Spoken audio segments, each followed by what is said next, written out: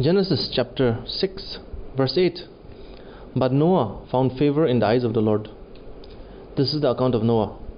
Noah was a righteous man, blameless among the people of his time, and he walked with God.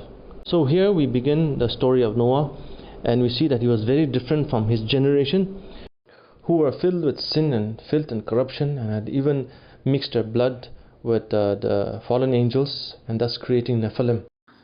So even their genetics had been modified, and probably there were all kinds of diseases and sicknesses and deadly mutations amongst not only human beings but all kinds of creatures. But in the midst of this, Noah's family was the last one that had the pure human DNA from Adam. And not only having a pure blood, but also living pure and holy and honorable lives, and not allowing the corruption in the world around them to affect them in any way, or live angry, bitter, jealous, rage-filled lives. But Noah and his family walked in holiness before God, living honorable lives, pleasing to Him, and that is why they were blessed. And so we see God talking to Moses and sharing his heart and his mind and his pain and his plans with him. He was a prophet. What is a prophet? A prophet is somebody whom God speaks to, and he presents the message of God to the people to bring forth a message or a warning or a solution to a problem. That's what a prophet is. And you see that Noah was also a prophet in that way, because God speaks to him. And very interestingly, if you read from verses 13, he says, I'm going to put an end to all the people, for the earth is filled with violence because of them.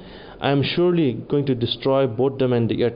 So we see that God is very explicit in his revelation to Noah. And if we are also walking in holiness, in intimacy with the Lord, we will hear the voice of the Lord in very clear and precise terms, because we see laid before him is verses after verses of what he's supposed to do, right?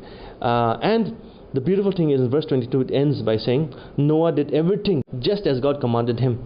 So he did not exaggerate, neither did he undermine anything that God told him to do.